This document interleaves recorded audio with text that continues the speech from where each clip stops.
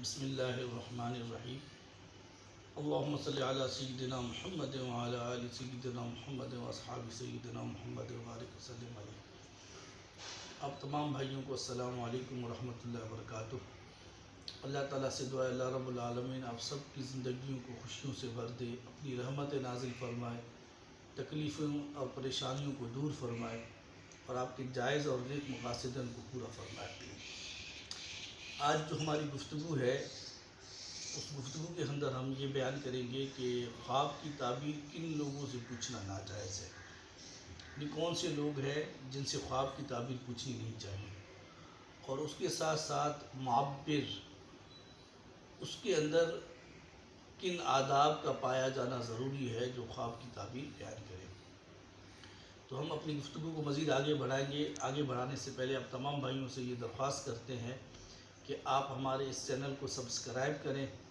اور اس کو زیادہ سے زیادہ شیئر کریں اور بیل آئیکن کی کو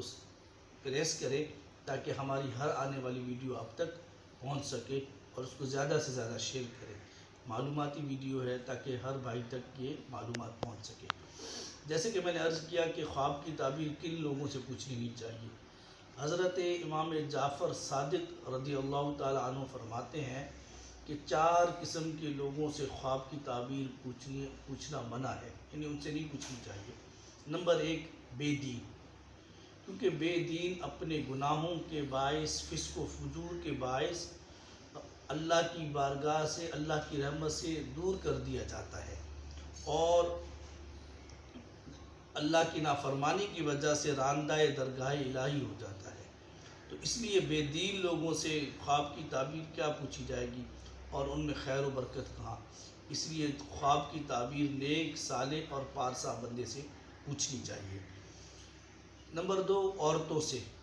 کیونکہ خواب کی تعبیر خواب میں بڑی عقل اور سمجھ درکار ہوتی ہے، اس کے اندر سمجھ بوجھ ہو اور سمجھ درکار ہے، اور ظاہر ہے کہ عورتیں ناقص العقل ہوتی ہیں، اور اسی لیے شریعت محمدی علیہ السلام میں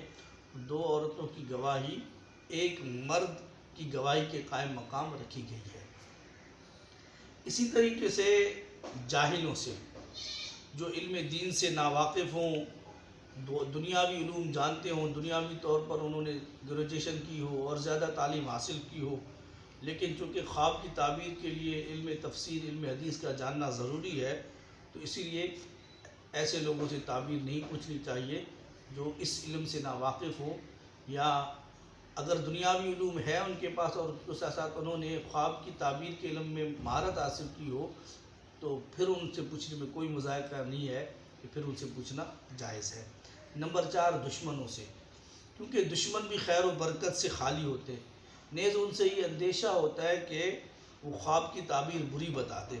اور خواب کی تعبیر جیسے بتائی جاتی ہے، میں نے ویسے ایک عرض کیا تھا کہ تقدیر الہی عمومی طور پر ایسے ہی واقع ہو جاتی ہے۔ جس طرح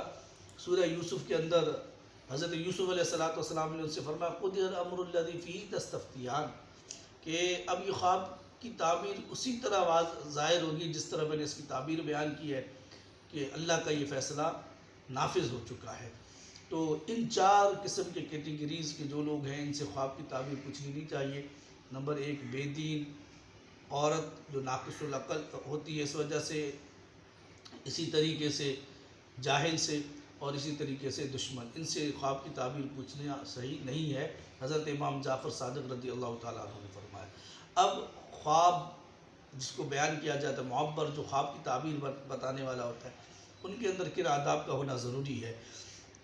امام ابن سیرین رحمۃ اللہ علیہ فرماتے ہیں کہ عالم دین کے علاوہ اس کو ان باتوں کا بھی جاننا اس کو ضروری ہے اور پابند ہونا ضروری ہے کہ وہ لوگوں کے اطوار و عادات اور خصائل کو خوب پہچانتا ہو، اور اللہ تعالیٰ سے ہمیشہ توفیق مانگے کہ اللہ تعالیٰ اسے نیک اور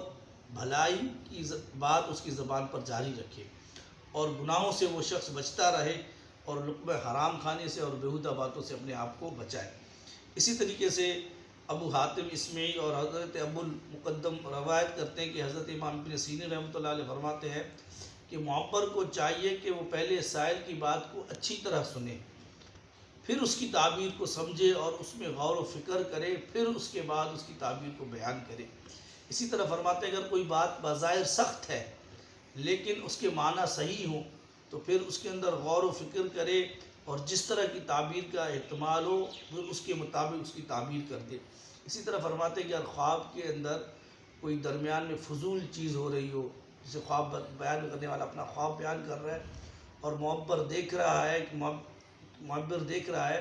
کہ یہ جو چیزیں بیان کر رہا ہے یہ فضول چیزیں ہیں، تو پھر وہ ان فضول چیزوں کو باہر نکالے اور اس کے درمیان میں سے اور جو واضح جو خواب کی علامات والی چیزیں ہیں ان کو بیان کر دے۔ اسی طریقے سے جو خواب معبر ہے اس کے لیے یہ بھی جاننا ضروری ہے کہ جس سے خواب جو اپنا خواب بیان کر رہا ہے اگر وہ خواب کے اندر بے جوڑ اور بے ربط باتیں بیان کر رہا ہے تو وہ سمجھ جائے کہ یہ جو خواب ہے اس کی کوئی اصل نہیں، حدیث نفس ہے، نفس کی طرف سے اس کو ایک وہم ہے اور اس بات کی کوئی حقیقت نہیں ہے۔ اسی طریقے سے حضرت ابن سیرین رحمۃ اللہ علیہ فرماتے ہیں کہ معبر کو چاہیے کہ سب سے پہلے سائل کا نام، مرتبہ، مذہب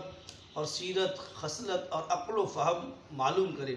پھر یہ دیکھے کہ خواب دن کے وقت میں دیکھا ہے یا رات کے وقت میں دیکھا ہے، اور یہ نگاہ رکھے کہ سائل سوال کے وقت کیا حرکات کرتا ہے اور اس خواب کو کس طرح بیان کرتا ہے، اور پھر وہ خواب کن موسموں میں اس نے دیکھا ہے، پھر جا کر اس کی تعبیر بیان کرے۔ اور اسی طریقے سے حضرت دانیال علیہ السلام فرماتے ہیں کہ معبر کو چاہیے کہ سائل یا سائل کے باپ کے نام کو ملحوظ رکھے، اور اسی طریقے سے حضرت جابر رحمۃ اللہ علیہ فرماتے ہیں کہ معبر کو تعبیر خواب میں ایسا تجربہ کار ہونا چاہیے جیسا طبیب علاج میں درکار ہوتا ہے۔ اللہ تعالیٰ سے دعا اللہ رب العالمین ہماری اس گفتگو کو اپنی بارگاہ میں قبول منظور فرمائے۔ آپ ہماری اس ویڈیو کو شیئر کریں اور ہمیں کمنٹس بھی کر سکتے ہیں کہ آپ کو اور کن باتوں کو جاننا چاہتے ہیں اور آپ حضرات اور کن چیزوں کو سمجھنا چاہتے ہیں۔ اللہ تعالیٰ سے دعا اللہ رب العالمین اس گفتگو کو قبول منظور فرمائے۔ والسلام علیکم ورحمۃ اللہ۔